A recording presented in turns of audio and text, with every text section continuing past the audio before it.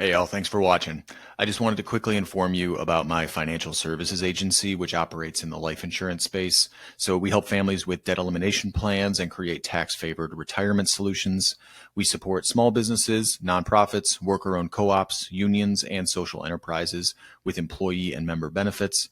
We offer white glove insurtech services to community banks, credit unions, financial co-ops, and CDFIs. And we provide enduring acceleration and downside capture strategies for all kinds of investors. Check out the link in the video description and enjoy the show.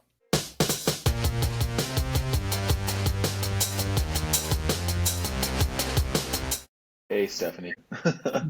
um, so with this series that we're doing for neighborhood economics, it's a lot more casual and less structured than my typical show goes. So Okay. basically, we just get to talk and we just get to spend the next 40, 45 minutes here just talking about, kind of, I want to make sure that people understand your story because I do think it's pretty incredible. And the work that you've done, whether it's on the block with Eagle Market Streets Development Corporation, with the Community Equity Fund, your background from finance, I think there's so many things about your story that are interesting and I think truly inspiring that I'm really glad that we get to spend some of this time here together today. So I guess why don't we just start with kind of a little bit of the history of, we can either start with the history of the block or start with your history. I'm open to either one. Sure. So I think it's important for our audience to know that I'm a native of North Carolina, more particularly Western North Carolina. I live about 28 minutes outside of downtown Asheville in a little place called Old Fort, excuse me, in McDowell County. Was born and nurtured here in McDowell County. Yeah, my parents came from the far west, one from Franklin, North Carolina, and one from Wilmington, North Carolina. And they met in McDowell County, which is in Western North Carolina. So it was, I think, the beginnings of my introduction, if you will, or inception into to the work that I eventually came to do. Um, I graduated high school here in the area, went on to undergrad school at Montreat School of Adult Studies. It is now, it was a community college then. Um, Started my career or pursuit of my career in journalism. Quickly understood, though, that to do that kind of work, you kind of need to be able to feed yourself a different way. Yeah. If you want to be the next Robin Roberts, you kind of got to have something under your belt already. Um, and so I pivoted, which became a super strength for me. Or superpower is the power of pivot. And I pivoted to what was then known as business administration. It led me into banking. I spent my first three careers in banking, finance, and retail. Um, had some wonderful experiences and some not so wonderful experiences in the corporate world, as probably many of our listeners can attest to. But my last assignment was with a credit union, United Services Credit Union, which got bought by Self Help Credit Union. United Services Credit Union gave me my first blush or look at the not for profit world, because it's membership driven. But it was still heavily regulated in a corporate style as it related to the culture of the organization. So after about 8 years of doing that work and being really satisfied with working with the membership, just found that that still that corporate piece of the structure was not for me. Um, During that time, my husband also suffered a massive heart attack on my birthday in 1999, and subsequently became disabled to be in the public domain as a employee, and so I kind of thought, well, life is really short. We'll take a few minutes, and he and I'll sit on the porch, and we'll enjoy life together. And that lasted about 6 weeks. About 6 weeks in, we were like, no, this is not the time to sit on the porch. We're not going to be able to do that. So we quickly again pivoted and said, okay, let's start our own little business that we'll be together, and yet we'll have something that is distracting us so that we aren't, focusing so much on sitting on the porch. We started a business called Stevie's Originals. It sold soapstone and home decor from Ghana and the Ivory Coast. We had a shop in downtown Asheville, which is where I met Eagle Market Streets. Eagle Market Streets was on the cutting edge of what has now become a buzz industry, which is co-ops. They put together about five small businesses of color, and those businesses of color shared space and cost to try and become viable businesses. We survived about 5 years. We were in one of the most distressed and highly blighted and slummed areas of downtown Asheville. And we just could not get the foot traffic to come toward us in order to be successful. Coming out of that venture, Eagle Market Streets was looking for an AmeriCorps intern, and asked if I would take that role on. Didn't have any idea about AmeriCorps, the details at that time, but it was work. And so, I agreed to join Eagle Market Streets as an AmeriCorps intern. I served them 2 years in that role, mostly because 2 years got you a buy at a higher ed award, and I wanted to continue my education for whatever I might be doing next.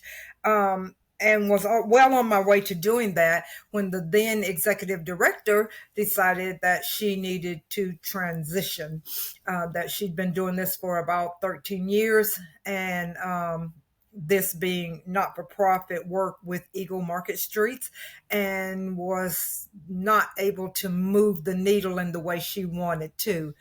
She petitioned the board to have me join them as their CEO, and the rest is kind of history, Joel. I joined them as their CEO in 2008. A light side, and I'll pause and give you a chance to ask questions. The light side is the day that they gave me the keys to the kingdom. I come to the office, and the board chair and Elizabeth Russell, who has now become the treasurer of the board, they were waiting there for me, and they pointed out the lights and the water and the gas, and my little cubby, which was truly a cubby. It was had level doors on it, and a desk and a phone and a computer. And I was like, okay, well, I'm not a woman of trappings, so I can make this work. They gave me the keys, and they said, go in the world and do good, Stephanie. We know you're going to be the person that turns this ship around. Call us if you need us. They went away for about 90 days. They didn't call me. They didn't ride by to see if the building was still there.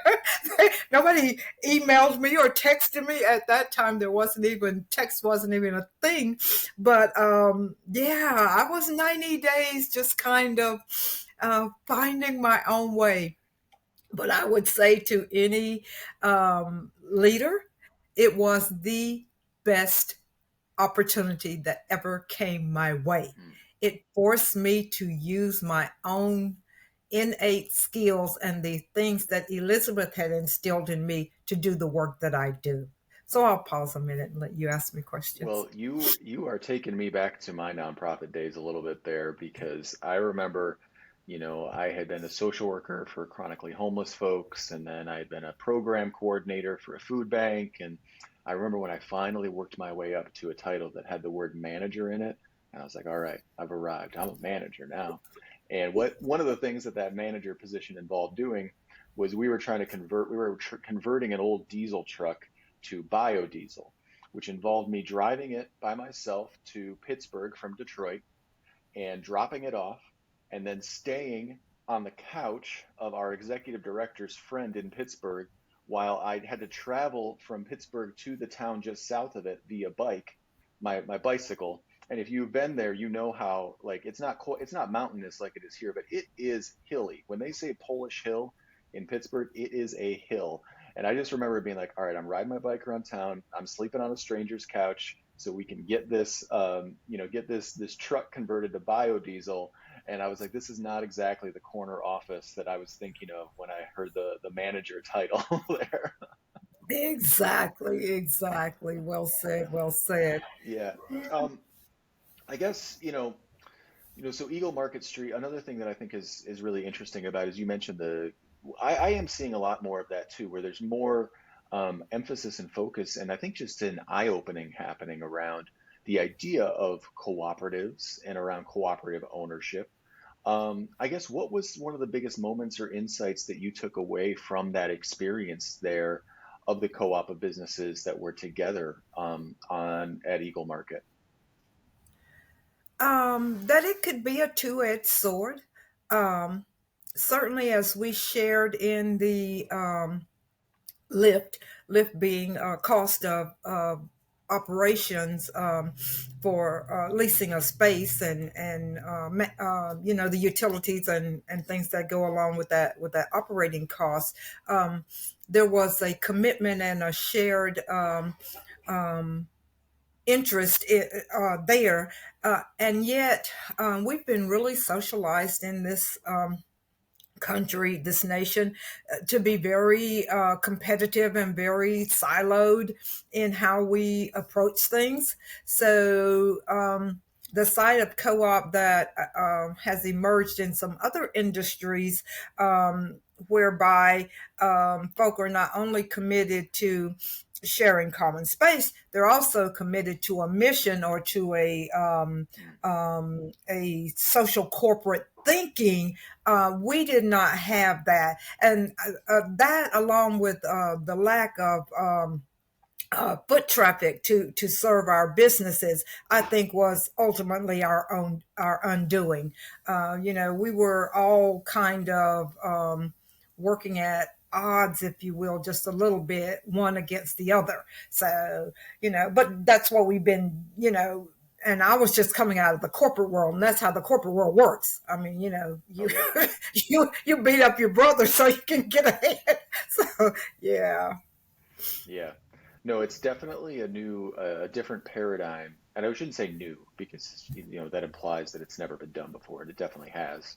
But it's definitely a different paradigm from the ultra competitive structure that we've been taught that the only way to kind of have the tallest building in town is to blow up some other buildings in the process, right?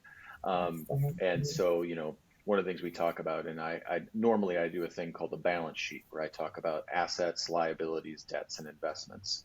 And in the assets column, I often talk about the success of a lot of different cooperative owned, or worker owned businesses that are in a lot of cases outperforming the private owned businesses, especially in media. I'm seeing now, and in a few other industries there. But I think one thing that I definitely want to make sure that we get to dig in on, and I want to make sure we got a lot of time, is a innovation and a development that has come out of your work there with the Eagle Market Street work, and that is this community equity fund.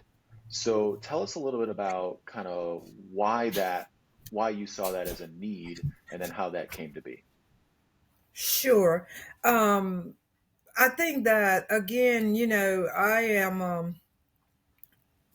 a woman of faith, and I don't think that anything that has occurred has been happenstance. I think every step of my journey was orchestrated in some way, even those steps that I took off the path.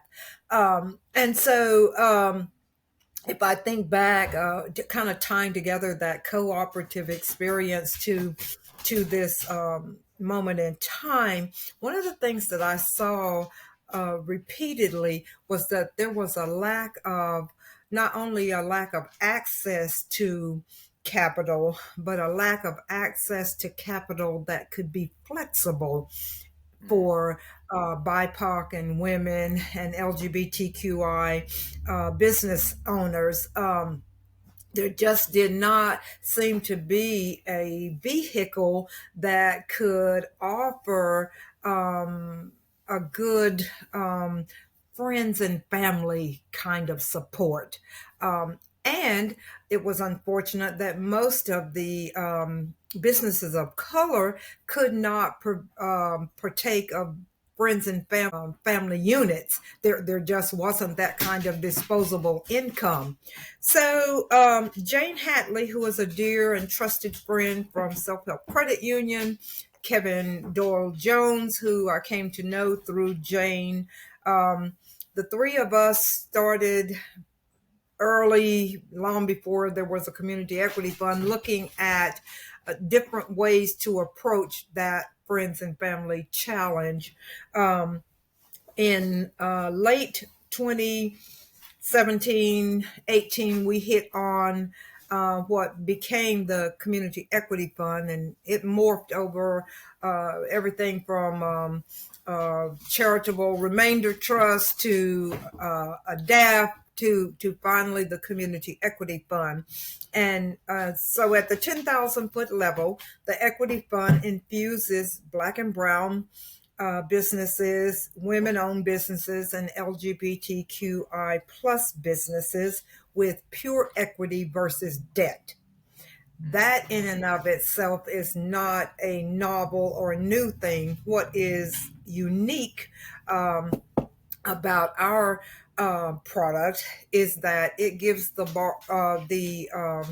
business 24 months of grace before they ever return a payment to the fund. Once they start to return payment to the fund, they do it by revenue share, and we cap our return on investment at 7%.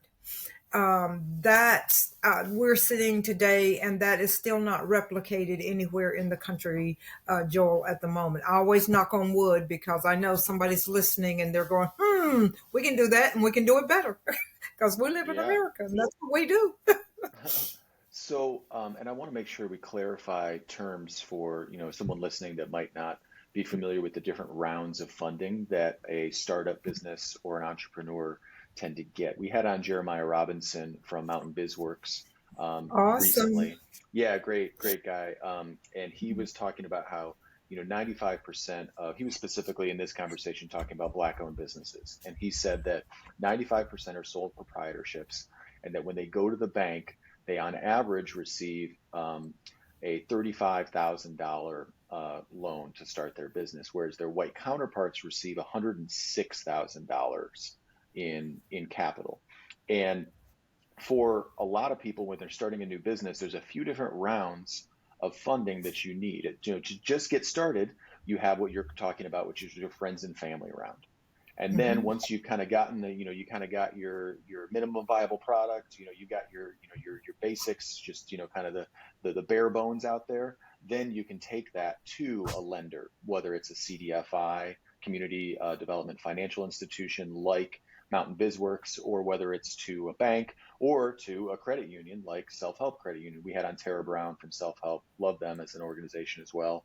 Um, but for a lot of entrepreneurs who come from disadvantaged communities, whether that's just due to income or whether it's due to income and some kind of identity, race, gender, anything like that, that friends and family round can sometimes be a lot more difficult because the people in their friends and family, their real social network may not have those resources or may not be able to give those resources. So is that kind of a good understanding of where this particular community equity fund focuses its attention, is on that really early stage? Absolutely. Our target or ideal business, it's one that's been in operation about 3 to 5 years. They're Okay. trending upward of about 100,000 or better. Um, they have the propensity to scale by job creation or by gaining a greater share of the market so that they can create jobs. And it's that, to your eloquent point, that next round of friends and family that often happens when when you're in a business mode. So yeah, so you've covered the hurdle of having a concept and fleshing it out and saying, wow, we got demand and we got market, and we got a little money to cover that. We've gone to the next step where we have purchased the inventory or the service capacity that we need. But now we're at that little sweet spot where we just want to be able to hire one or two people so that we can work on the business and not in the business. And Mm-hmm. our money supports those business owners. Yeah, that's great. So then, and then I want to make sure I understand, because if I was brand new listening to this and I hadn't really heard about community funds or impact funds or, place-based investment funds, what does that look like from the side of an investor? Like who can invest, and how do they do that? And then what is that ROI? Is it, I mean, Kevin, when we talked to him, says sometimes when you want to do good, you might not get market rate. There's a cost to doing good, but I think there's also a cost to not doing good. But what does that actually look like from like the side of an investor who would want to invest their money, get a financial ROI, but also see a social ROI in their community? Right. So the equity fund currently is it has attracted that pure philanthropic support that is foundational, or investors that are investing for social impact, not looking for financial return on their dollars. Part of that is because we are still in the building phase of the fund and have not been Hmm. able to purchase money ourselves. For those of us who live this stuff, know that there's a cost of money to a fund. Or to an institution that deploys capital, oftentimes, and it takes time to get to even that stage of your operations. We've been fortunate that foundations and the county of Buncombe County funded us at almost $1 million to seed our fund.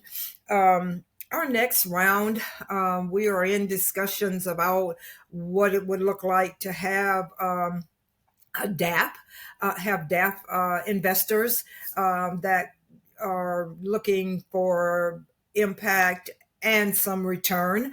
And so I guess the short answer, Joel, is I'm not sure what it looks like for a community equity fund. For other funds, though, I know that those returns can be anywhere between 1.5% and 5%. So yeah. Hmm. Yeah. Um, I guess because it does seem like there's what I like about it is that it's one of the pieces of the puzzle. It's not the entire piece of the puzzle, but it does seem like one of the pieces of the puzzle that is shifting a bit of a paradigm about how capital is used and what its end goal has to be. Do you have anything that you could speak to on that and how that's playing out? Yeah, I think the overarching premise when we started the Community Equity Fund, and continues to be our mantra, if you will, is how to build wealth in communities of color, where you have an anchor institution that is has leadership as well as can create jobs. And improve or make that community resilient. And so I would say that's the real impact, if you're looking long term, is that you are now building healthy, thriving communities. So yeah. Yeah, because, it seems to me like if we're only focused on the short-term financial ROI, we may be missing out on long-term financial ROI, not even to, not even if we're not even looking at kind of the social ROI of having a thriving a local business community. But, Right. I was talking to, he's a values-based investment advisor, and he was talking about how there's so much short-term thinking in that, well, how can we turn a higher profit this quarter? But if the Mm-hmm. way that we turn a higher profit this quarter is we do damage to our neighborhoods or we do damage to our environment, and those are the resources that sustain our businesses in the long run. Like Mm-hmm. if we turn a higher profit because we contaminate the water, but we need that water to, sustain our businesses in the long haul, it's like Mm-hmm. even if we only, look at capital in that traditional sense of only the shareholders really matter, it's like, but if a business or an industry is going to outlast you and I, we have to even Mm-hmm. think about the future shareholders, even if we stay within that paradigm. I'm Yes. curious your thoughts on that. Sure. I think that that's a very valid point, and certainly what keeps me rowing in this waters is that you take a to your eloquent point, you take a coffee shop that's in a area that has become at least 90% gentrified, and you also add to it the burden of debt that they either can't access, or when they do access it, it's at a higher rate than their counterparts. Add to it some environmental issues.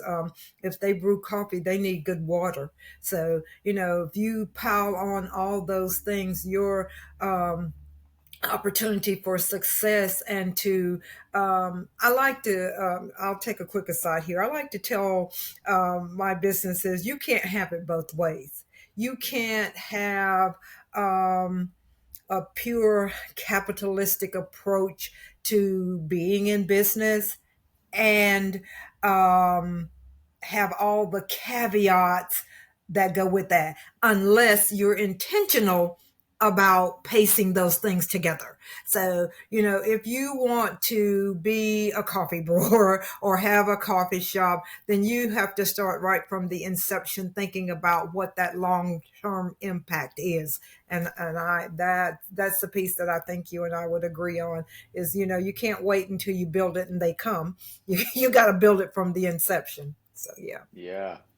Well, and speaking of how it's built, I kind of want to loop back to what you said earlier about the way that the community equity fund does its capital.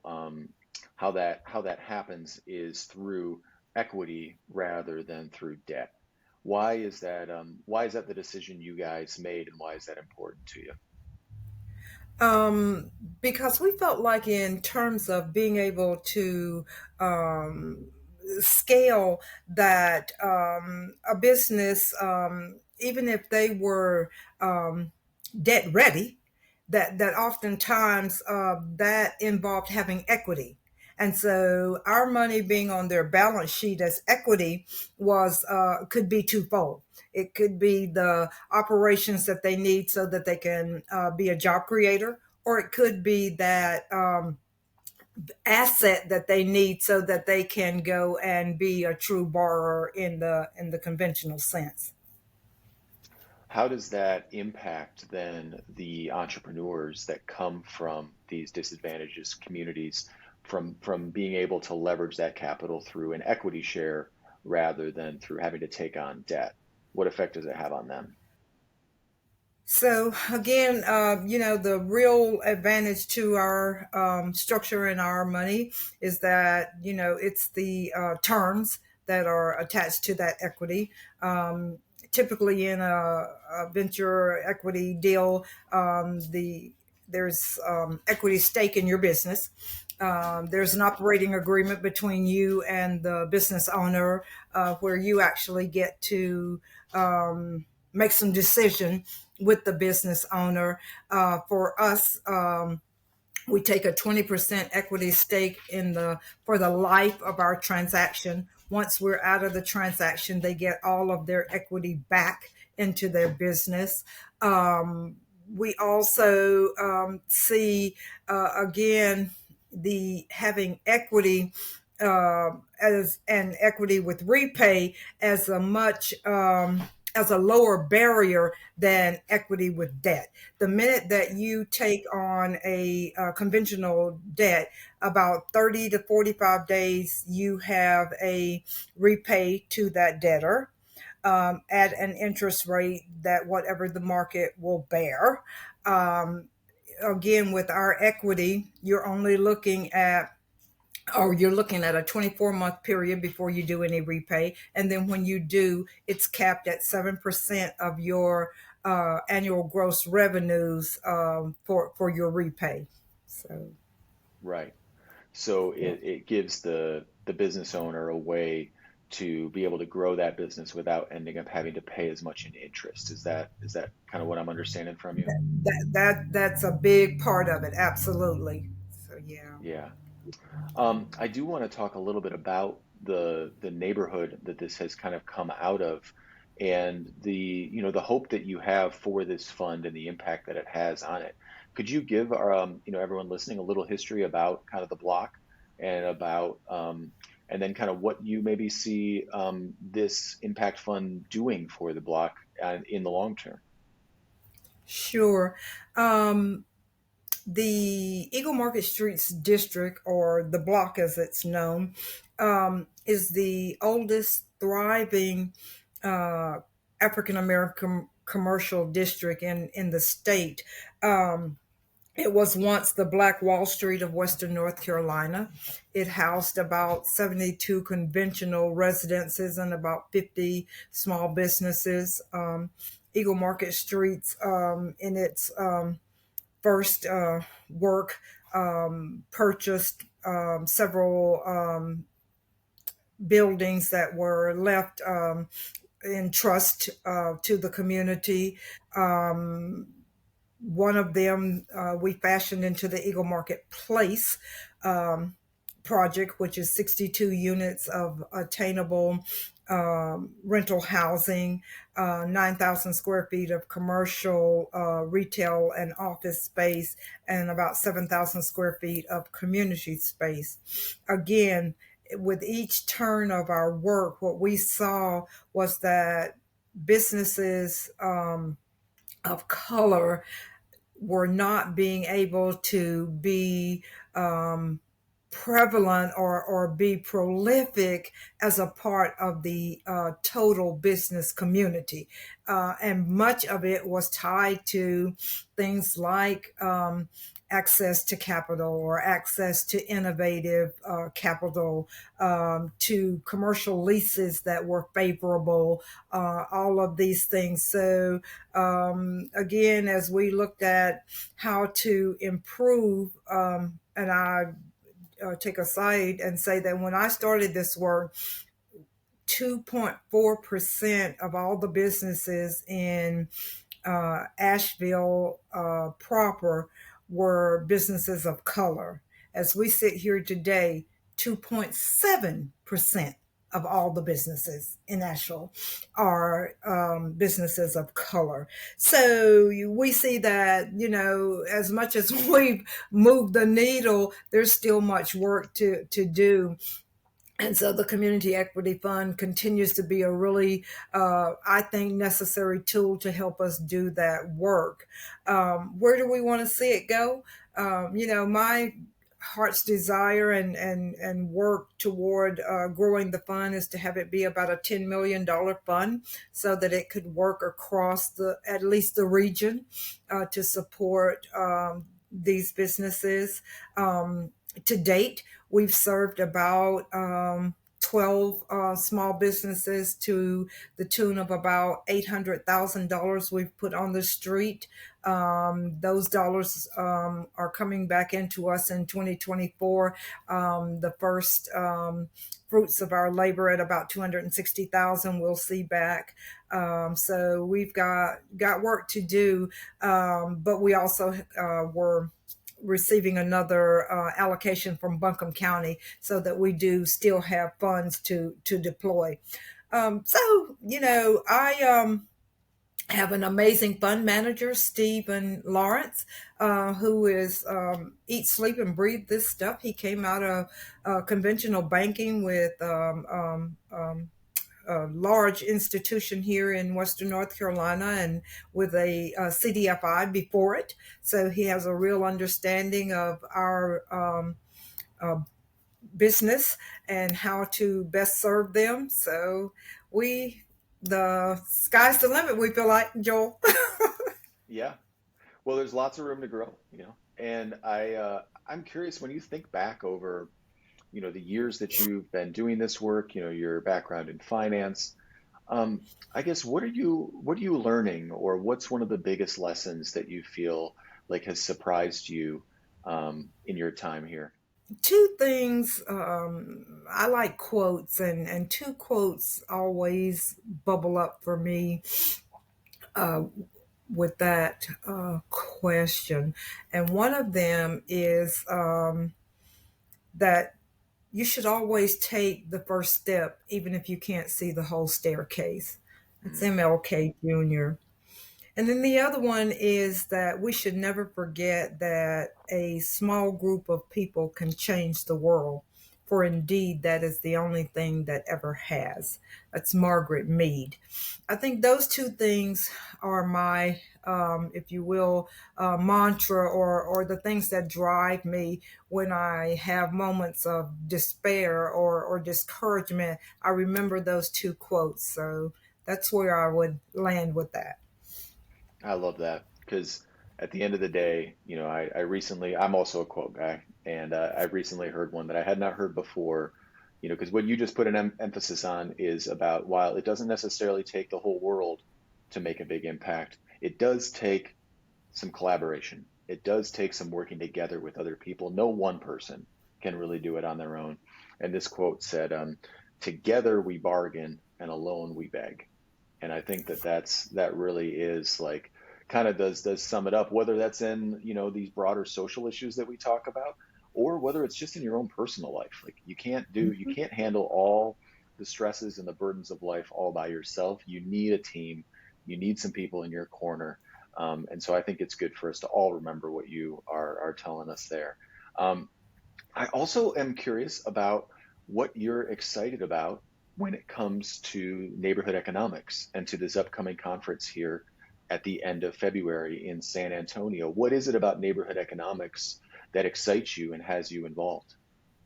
So at the top of the discussion, I mentioned that I'm a woman of faith. Um, and Kevin and I, early on in our building our relational muscles, started to talk about what it looks like to marry faith and money. Um, and his wife and company had a organization called Faith and Finance, and they morphed it into neighborhood economics, which brings those two things together.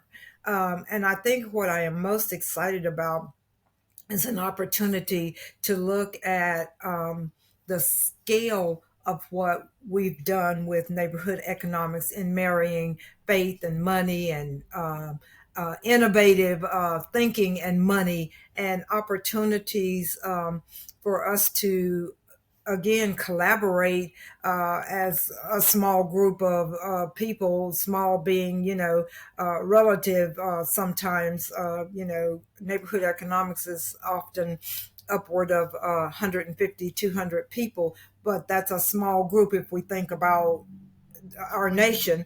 And but for us to reason together and to come out of this every year with renewed commitment to leveling the field, and to changing those paradigms, and those thinkings around zero sum. That's one of the biggest hindrances I think we face in the coming year and years, is that in order for us to survive, it isn't that you don't survive. We can thrive together. Uh, I jest, but seriously, we're in one of the richest countries in the world.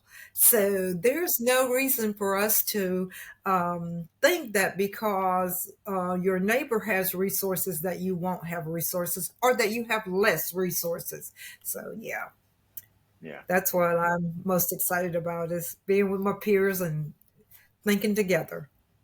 Yeah, it does seem like a very unique and fresh and innovative approach to, as you said, both faith and finance, to just the way that we're going about this impact investing. I haven't been to tons of local economy conferences, but the ones I have gone to have not necessarily included a lot of times people of color, people of faith. And so it's really exciting to me to see just bridge building happening in any capacity, anywhere it is, and to Exactly. kind of let us all kind of forget about the division and all those disagreements that we may have, and we're allowed to have them, but to really focus Exactly. on something that we all know is good for each other, is good for ourselves in investing into these communities who, if we put it in faith language, have a lot of times been treated as the least of these. And so I'm also very excited to get to see you there and to get to spend some more time with you and the rest of the neighborhood economics crew. Um, any final words you have on what we've been talking about here today? Just a big round of thank you for allowing us to have voice in this moment and in this space, Joel. It's always an honor to be able to talk about the work and to be able to lift up businesses of color, and the fact that they do thrive, and they are contributors to our economy, and need our support equally in the system. So yeah, Yeah. Thank you so much for your time today. And we thank look you. forward to getting to spend with you soon. And for everyone out Yep, there, remember, we are each other. absolutely. See you in February.